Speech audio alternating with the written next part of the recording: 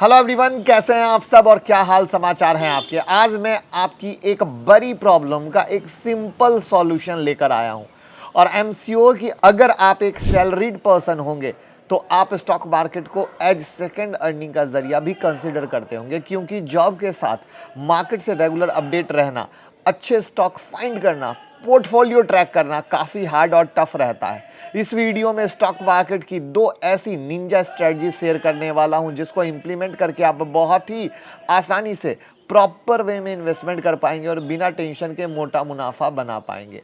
साथ ही साथ वीडियो के लास्ट में मैं बताऊंगा कि आपको किस रेशियो में अपनी इन्वेस्टमेंट रखनी है, तो ये बिल्कुल मिस मत करिएगा, वरना निंजा स्ट्रेटजी का कोई मतलब नहीं रहेगा। तो क्या आप तैयार हैं? मैं मुकुल अग्रवाल आपका आप ही के YouTube चैनल में स्वागत करता हूं। जो भी नए लोगों चैनल को सब्सक्राइब करें, बेल आइकॉन हिट करें, नोटिफिकेशन ऑन कर लें और रात के 8:30 बजे का शो कभी मिस ना करें, जहां कोशिश है कुछ लर्निंग और अर्निंग देने की। और स्टॉक मार्केट की किसी भी ब्रेकिंग न्यूज के लिए ट्विटर और टेलीग्राम से जुड़ जाए। टेलीग्राम पर छठी बुक डाल दी गई है आपकी डिमांड पर, कॉफी कैन इन्वेस्टिंग, तो आप उसको जरूर पढ़ें। और जो नए लोग हैं उन्हें पहले की 5 बुक नहीं दिखती है तो टेलीग्राम को स्क्रॉल कर लीजिएगा, सारी बुक दिख जाएगी।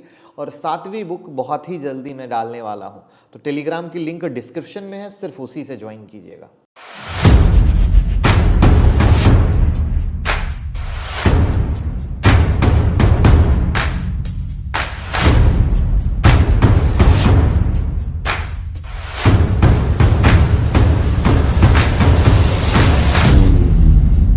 आज मैं आपको जो स्ट्रेटजी देने वाला हूं उसे मैं पर्सनली फॉलो करता हूं पोर्टफोलियो क्रिएट करने के लिए।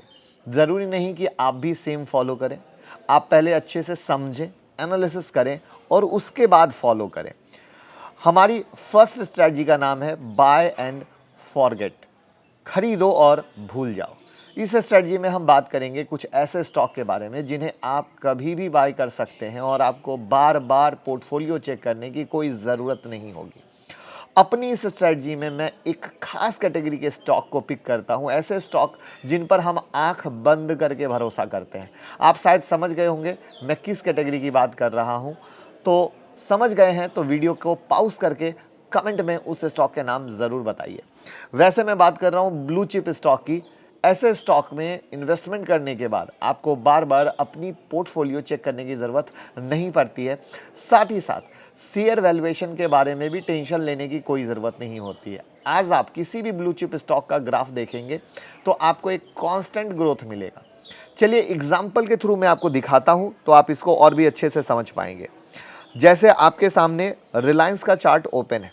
जिस दिन मैं वीडियो शूट कर रहा हूं उस दिन उसके प्राइस 2412 थे, तो वीडियो लाइव होगी तो शायद ये प्राइस चेंज हो सकता है। पी इसका आज की डेट में 29 है, जबकि इंडस्ट्री पी 13 के आसपास है। इट मीन्स अगर देखा जाए तो रिलायंस अभी थोड़ा महंगा है, बट कुछ लोगों को लगेगा कि खरीदूं ना खरीदूं, महंगा है, सही है ना। लेकिन ऐसा नहीं है। ब्लू चिप स्टॉक का पी हमेशा हाई ही दिखेगा क्योंकि इनमें बाइंग हमेशा चलती रहती है। और यहां मैं आपको चार्ट शेयर कर रहा हूं कुछ ब्लू चिप स्टॉक के पी और उनके इंडस्ट्री का। जैसा कि आप चार्ट में देख सकते हैं सारे पी स्टॉक के हिसाब से हैं, तो आप देखोगे इंडस्ट्री पी के कंपैरिजन में ये महंगे हैं क्योंकि ये अर्निंग भी उसी तरीके से कर रहे हैं, इनकी कमाई भी उसी तरीके से आ रही है। ये वो फ़र्क है जो आपको समझनी बहुत ज़्यादा ज़रूरी है। इसके अलावा कभी कभी आप पीवी रेशियो के बारे में भी बात कर सकते हैं कि वो पीवी रेशियो भी इंपॉर्टेंट है। बिल्कुल सही है, इंपॉर्टेंट है, बट ब्लू चिप स्टॉक में ये गणित बहुत बार फेल हो जाता है, या मैं कहूँ मैक्सिमम टाइम फेल होता है। तो कहीं से गलत नहीं होगा, चाहे आप रिलायंस ले लें, टाटा ग्रुप के शेयर ले लें, अदानी ग्रुप के ले लें, ये अलग ही दुनिया में चलते हैं। बजाज फाइनेंस ले लें, बजाज ग्रुप में, तो आप आंख बंद करके बाय कर सकते हैं, पोर्टफोलियो में ले सकते हैं, आपको लॉस कभी नहीं होगा, बशर्ते आपका विजन 5 से 10 साल का होना चाहिए, ना कि आज खरीदा कल बेचा। अब किसी भी लेवल पर इनको पोर्टफोलियो में डालने पर कभी घाटा नहीं होगा, लेकिन अब आपका सवाल होगा कैसे, तो मैं इसे भी आपको प्रूफ के साथ दिखाता हूं। चलिए चलते हैं रिलायंस के चार्ट पर। चार्ट पर मैंने स्टॉक के 3 हाईएस्ट पॉइंट को मेंशन किया है। पहला 1309, दूसरा 1610 और तीसरा है 2370 का। ये हाईएस्ट पॉइंट वही टाइम थे जब ऑलमोस्ट सारे फाइनेंशियल रेशियो शो कर रहे थे कि रिलायंस महंगा है। लेकिन क्या जिसने भी इन तीनों में किसी भी लेवल पर बाइंग की आज भी मुनाफे में है। यहां पर हम एक और आपको दिखाते हैं एचडीएफसी बैंक। यहां पर एचडीएफसी बैंक का जो 1515 के पास ट्रेड कर रहा है, 2014-15 के पास 555 के पास ट्रेड कर रहा था, उसके बाद गिरा 465 पर आया, गिरते बढ़ते कोविड के पहले 1328, काफ़ी लोगों ने उस समय खरीदा होगा, लेकिन तो कोविड के टाइम गिरकर 726 हो गया। काफ़ी इन्वेस्टर ने उस समय डर के सेल भी कर दिया होगा। तो कहीं ना कहीं डर के माहौल में ब्लू चिप स्टॉक में लोग गलती कर जाते हैं। लेकिन शेयर क्या हुआ, उल्टा भागा और 1515 पर ट्रेड करा है। अभी हाई में ही 1732 का भी हाई बना चुका है। नो डाउट इस रेट पे भी लोगों ने बाय किया होगा। तो क्या वो घाटे में है? नहीं, क्योंकि वो इन्वेस्टर हैं। ब्लू चिप में इन्वेस्टिंग इंपॉर्टेंट होती है, क्योंकि आज नहीं तो कल ये 1732 के हाई लेवल को ब्रेक करेगा और नया हाई बनाएगा।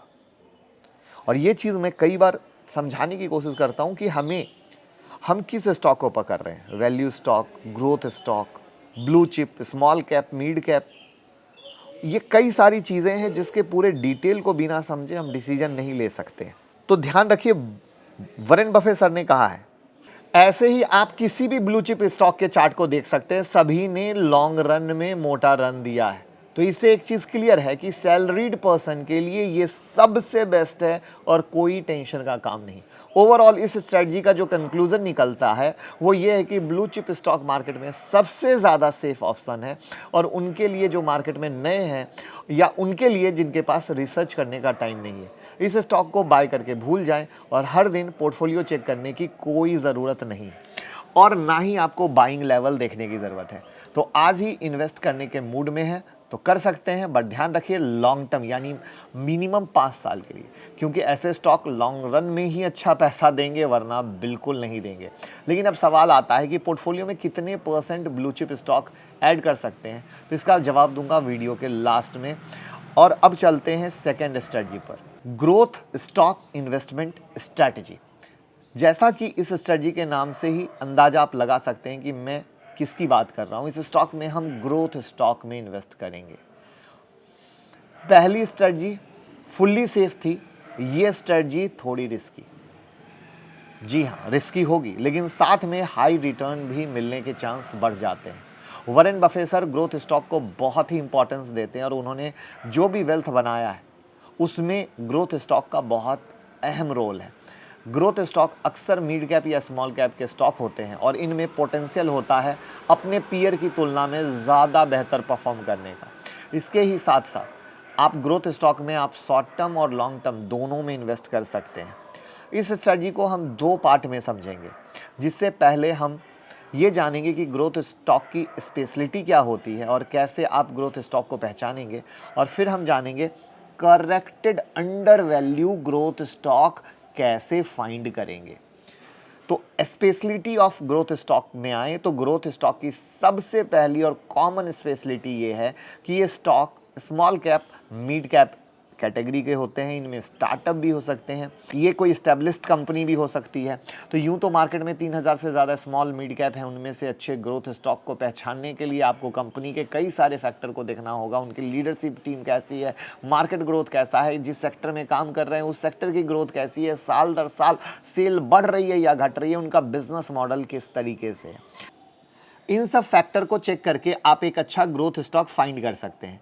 ऐसे ग्रोथ स्टॉक फाइंड करने की एक निंजा टेक्निक भी है, वो ये है आप मार्केट में कुछ अच्छे ग्रोथ फंड को फॉलो करिए और देखिए कि इन्होंने किस ग्रोथ स्टॉक में पैसे डाल रखे हैं। राइट, तो आई होप आप समझ गए होंगे कि ग्रोथ स्टॉक क्या है, आप इन्हें कैसे फाइंड करेंगे। अभी कहानी खत्म नहीं हुई, क्योंकि अभी हमें under valued growth stock find करना है। तो चलिए देखते हैं कैसे फाइंड करेंगे। तो जिस भी ग्रोथ स्टॉक में आप इन्वेस्ट करना चाह रहे हैं उसके वैल्यूएशन को चेक करने के लिए उस स्टॉक के पी रेशियो को इंडस्ट्री के पी रेशियो से कंपेयर करते हैं। वैसे तो ये रेशियो भी हैं जिनका हम स्टॉक वैल्यूएशन में यूज़ करते हैं, लेकिन उतना डीप जाने की नीड नहीं है। सिर्फ पी एनालिसिस से हम जान सकते हैं कि स्टॉक की वैल्यू सही है या नहीं है। तो चलिए चलते हैं। तो जैसे एक ग्रोथ स्टॉक यहाँ पर हमने आपके लिए लिया है सुप्रीम इंडस्ट्री का। ये देश की टॉप लीडिंग प्लास्टिक प्रोडक्ट बनाने वाली कंपनी में से एक है। देश के 12 स्टेट में 25 मैन्युफैक्चरिंग यूनिट है आज की डेट में। साथ ही साथ 3,567 पार्टनर्स का एक स्ट्रॉन्ग डिस्ट्रीब्यूशन नेटवर्क है और सुप्रीम पेट्रोकेमिकल में 30% स्टेक भी है। ये कंपनी का बिजनेस पोजीशन काफ़ी स्ट्रॉन्ग है। मिड कैप का स्टॉक है, 25,037 करोड़ का मार्केट कैप है, आरओसी आरओई भी बेहतरीन है। उसके बाद sale growth, PAT, free cash flow सब कुछ काफ़ी बेहतरीन है। डेट के मामले में भी आप देख लो, यहाँ पर सिर्फ 31.1 करोड़ का डेट है, यानी डेट भी उतना नहीं है। अब बारी आती है शेयर के वैल्यूएशन को जानने की। तो हम इसके पी को देखेंगे तो स्टॉक का पी 22.9 है, जबकि इंडस्ट्री पी 29। दैट मीन्स सस्ता है। अब हमें ग्रोथ स्टॉक भी मिल गया है, उसकी वैल्यूएशन भी जान ली है, डेट फ्री है ये भी जान लिया है, फ्री कैश फ्लो है ये भी जान लिया है, सेल ग्रोथ है वो भी जान लिया है। तो हर एक एंगल से चीज़ें परफेक्ट हैं। तो हम इस तरीके से किसी भी ग्रोथ स्टॉक की बिजनेस पोजीशन और उसकी करंट वैल्यूएशन को जान सकते हैं। तो ये हो गई बात हमारी दोनों स्ट्रेटजी की जो एक सैलरीड पर्सन के लिए सुटेबल है। अगर आपको हमारे कंटेंट से 1% का भी वैल्यू एडिशन मिलता है तो डीमेट और ट्रेडिंग अकाउंट का लिंक डिस्क्रिप्शन में है। जीरोधा, अपस्टॉक, एंजल जिनके साथ भी अकाउंट ओपन करना चाहते हैं, लिंक डिस्क्रिप्शन में है। उस लिंक से ओपन करें और हमें भी मोटिवेट करें। अब सबसे ज़रूरी सवाल कि आपके पोर्टफोलियो में ब्लू चिप स्टॉक कितने होने चाहिए और ग्रोथ स्टॉक कितने होने चाहिए। तो आई होप आपको ये स्ट्रेटजी समझ में आ गई होगी। तो अब हम यहाँ पर अपना ओपिनियन बताते हैं, लेकिन उससे पहले वीडियो को लाइक तो ज़रूर कर दीजिए मेरे दोस्त, फिर बाद में भूल जाएंगे आप कि 60% ब्लू चिप रखिए, क्योंकि आप सैलरीड हैं, मार्केट को बार बार नहीं देख सकते हैं, रिस्क नहीं लेना चाहिए। और 40% आप मिड कैप स्मॉल कैप के ग्रोथ स्टॉक में डालिए, लेकिन वहाँ पे भी normal mid cap small cap नहीं, जो मैंने आपको क्वालिटी वाले ग्रोथ वाले स्मॉल मिड कैप बोला है तभी 40% दिया है। अगर normal small cap mid cap रहता तो वहाँ पे मैं 40% नहीं बोलता। ये भी एक फ़र्क है लर्निंग की। यहाँ पे ग्रोथ स्टॉक ही स्मॉल कैप मिड कैप के होने चाहिए, वरना बिल्कुल नहीं। यहाँ पर आपको डाइवर्सिफिकेशन रखना है, एक ही सेक्टर के सारे शेयर नहीं भरना है, प्रॉपर से अलग अलग फार्मा भी है, एफएमसीजी भी है, आईटी भी है, इस तरीके से इसको रखना है और तब एक प्यारा सा पोर्टफोलियो बनाना है। तो कैसी लगी आज की एजुकेशनल वीडियो, कमेंट बॉक्स में ज़रूर बताइएगा। आपको खुद का बॉस बनाने की तरफ ये कदम कैसा लगा, ज़रूर बताइए और लोगों के साथ शेयर कीजिए। Thank you so much.